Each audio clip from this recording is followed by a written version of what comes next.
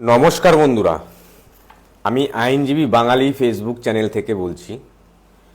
একটা কথা হচ্ছে যে একটা ভিডিও দেখাবো, মানে যে ভিডিওটা সত্যি অতি দুঃখের, খুবই খারাপ লাগছে এবং তার জন্য কিছু অবশ্যই করা দরকার আজকে হিন্দু সমাজের।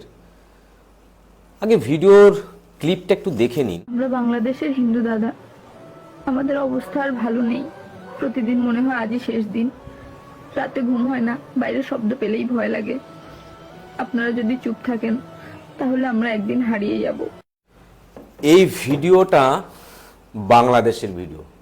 একজন সনাতনী ধর্মের গৃহবধূ কি বলছে যে আমরা বাংলাদেশি হিন্দুরা সুরক্ষিত নই এবং হিন্দু দাদাদের কাছে হাত জড়ো করে অনুরোধ করছে যে কিছু একটা বলুন এবং নাহলে আমরা হারিয়ে যাব।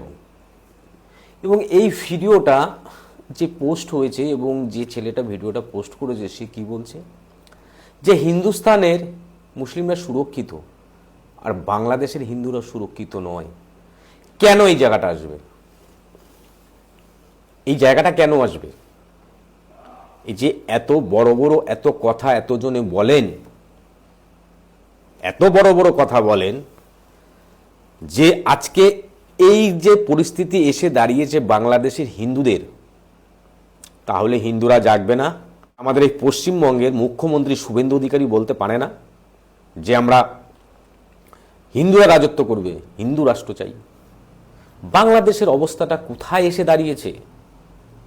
কোথায় এসে দাঁড়িয়েছে? আজকে তারা সুরক্ষিত নয়। আর এই পশ্চিমবঙ্গে কি হচ্ছে এটা?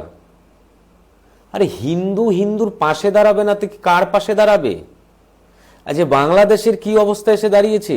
হিন্দুরা ওখানে থাকতে পারছে না, তাদের উপর কিভাবে অত্যাচার হচ্ছে। আর আমাদের এখানটাতে আমরা কিন্তু হিন্দুরা মুসলিমদের সহিত আমরা একত্রিত হয়ে হিন্দু মুসলিম ভাই ভাই হয়ে আমরা বসবাস করছি। তো সনাতন ধর্মের হিন্দুদের মন অনেক বড় মন, এটা ভাবতে হবে। আর যে সমস্ত হিন্দুরা হিন্দু বিরোধী, হিন্দু বিরোধী কেন বলছি কথাটা বলছি, সেকুলার, এই সেকুলাররা কি করছে? ধর্মনিরপেক্ষ দেশ, অবশ্যই ধর্মনিরপেক্ষ দেশ, ধর্মনিরপেক্ষ দেশে সব ধর্মের মানুষ সুস্থভাবে ভালো স্বাভাবিকভাবে জীবনযাপন করবে। তাহলে এই সেকুলাররা, আপনারা আবার দেখুন না, আপনারা বাংলাদেশে গিয়ে যে জিনিসগুলো হচ্ছে তাই নিয়ে কোনো কথা বলছেন না কেন? আপনারা চুপ আছেন কেন?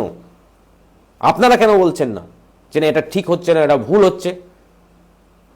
আজকে বাংলাদেশে হিন্দুরা তারা ওখানেই বসবাস করে, তারা ওখানেই থাকবে, সুরক্ষিত থাকবে। এদেশে মুসলিম সম্প্রদায় সুরক্ষিত থাকবে। বাট যে সমস্ত বাংলাদেশি মুসলিমরা অবৈধভাবে এখানে এসে 4 বছর 5 বছর 10 বছর ধরে বসবাস করছে, তারা তো এদেশের নাগরিক নয়। তা তারা কেন এখানে থাকবে? আর যে সমস্ত অমুসলিম সম্প্রদায়ের মানুষ যারা ওপার বাংলা থেকে পশ্চিমবঙ্গে এসছেন, তাদের একটা কথা বলি শুনুন। সংবিধান রয়েছে, যে আইন প্রণয়ন হয়েছে, যে আইনটা 2019 সালে পাশ হয়েছে এবং সেখানে বলা হয়েছে যে অমুসলিম সম্প্রদায়ের মানুষ যারা ধর্মীয় কারণে নিপীড়িত হয়ে এই দেশে আসবে, ভারতবর্ষে আসবে এবং ভারতবর্ষের ভূখণ্ডে বসবাস করবে, মিনিমাম 6 বছর থাকলে সে অবশ্যই নাগরিকত্ব পাবে। আর আমাদের পশ্চিমবঙ্গের মুখ্যমন্ত্রী শুভেন্দু অধিকারী মহাশয় বলেছেন যে 2024-এর 31শে ডিসেম্বর আগে যে সমস্ত অমুসলিম সম্প্রদায়ের যে 7টা কমিউনিটি, তার মধ্যে হিন্দু, বৌদ্ধ, খ্রিস্টান, জৈন, পার্সি, আর এই যে যারা আছে ধর্মীয় কারণে নিপীড়িত হয়ে যারা এসছে, তারা এ দেশে বসবাস করবে এবং তাদেরকে পুলিশ কোনো হ্যারাসমেন্ট করতে পারবেন এবং তারা সিএর আওতায় যখন আসবে তখন নাগরিকত্ব পাবে। কেউ যদি বলে থাকে যে অনেক কথা বলছে যে ভারতীয় জনতা পার্টি দলিতদের পছন্দ করে না, গরিব মানুষদের পছন্দ করে না, এবং ভারতীয় জনতা পার্টি যেটা আরএসএসের থেকে উৎপত্তি, যদি সেটা হয়ে থাকে তাদের ধারণাটা ভুল। কারণ প্রত্যেকটা হিন্দু এখানকার নাগরিকত্ব পাবে, যেহেতু আইন প্রণয়ন হয়েছে সেই অনুযায়ী তারা পাবে এবং তাদেরকে দিতে বাধ্য, কারণ আইনটা করা হয়েছে। সুতরাং যদি বলা হয়ে থাকে যে না, যে ফর্মটা ফিল আপ, এখানে অনেক অনেক ধরনের বিভিন্ন ধরনের কথা বলবে, যে ফর্মটা ফিল আপের জন্য আপনি যে বাংলাদেশে ছিলেন তার একটা ডকুমেন্টস দিন। হতে পারে অনেকে হয়তো ডকুমেন্টস ফেলে দিয়ে চলে এসছে, ভয়ে নিজের জীবন আত্মরক্ষার জন্য, জীবন বাঁচার জন্য পালিয়ে এসছে, কিন্তু তারা হিন্দু সেটা প্রমাণ করতে হবে। সেই প্রমাণ করার অনেক পদ্ধতি আছে, সেই পদ্ধতি অনুযায়ী তারা প্রত্যেকেই নাগরিকত্ব পাবে, এবং তার জন্য বিকল্প অবশ্যই দেবে, রাস্তা দেবে না কে বলেছে? এই সেকুলাররা বিভিন্ন ধরনের কথা বলছে। হ্যাঁ, আমি যেটা বলছি সেটা একদম বাস্তবটা বলছি, ধ্রুব সত্য কথা বলছি। হিন্দুরা থাকবে হিন্দুদের পাশে, আর হিন্দুরা থাকবে মুসলিমদের পাশে, এটাই ভারতবর্ষে হয়, এবং সেই ভারতবর্ষে হিন্দুরাই মুসলিমদের পাশে আছে, বাট বাংলাদেশে হয় না। আজকে যদি বাংলাদেশে হতো এইভাবে, বাংলাদেশে হিন্দু সম্প্রদায় ধীরে ধীরে ধীরে ধীরে বিলুপ্ত হতো না। জানেন কিছু? জানেন 47 সালের পরে যারা ওপার বাংলা থেকে অত্যাচারিত হয়ে এখানে সব কিছু ফেলে পালিয়ে এসছে এখানে, তখন ইন্দিরা গান্ধীর সময়, তখন এখানে তাঁবু দেওয়া হয়েছিল, রিফিউজি। কিভাবে তারা ছিল, কিভাবে তারা বেঁচে ছিল, সেই দিনগুলো তারা ভুলে যাবে? সেই বাংলাদেশে তারা কেউ টিকতে পারেনি।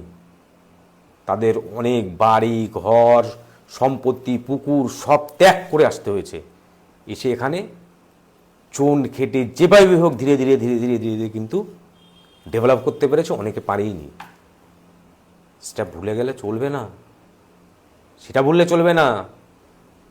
সুতরাং এই সেকুলাররা আপনারা যেটা করছেন করুন, আপনারা করছেন করুন, কিন্তু সঠিক পদ্ধতিতে করুন, সঠিক পদ্ধতিতে করুন। হিন্দু হিন্দু মুসলিম ভাই ভাই এটা মেনে এগোতে হবে, এবং সেই চেতনা বাংলাদেশেও ঢুকাতে হবে। সেই চেতনা আপনারা ঢুকাচ্ছেন না। আর ভারতীয় জনতা পার্টি সবে ক্ষমতায় এসছে, আসার পরে যে পদক্ষেপগুলো নিচ্ছে, যে সমস্ত দুর্নীতি হচ্ছে, সেই দুর্নীতিগুলোকে সামনে তুলে ধরছে এবং কঠোরভাবে কঠোরভাবে সেইগুলো পালন করছে। সুতরাং এগুলো ভাবতে হয়। রাজনীতি করব অবশ্যই, কিন্তু মানুষের পাশে মানুষ দাঁড়াবে না, তা কে দাঁড়াবে? দেখলেন তো এই ভিডিওটার এই অবস্থা। এরকম প্রচুর ভিডিও আছে, প্রচুর। আশা করি বুঝতে পেরেছেন। সকলে ভালো থাকবেন, সুস্থ থাকবেন। নমস্কার।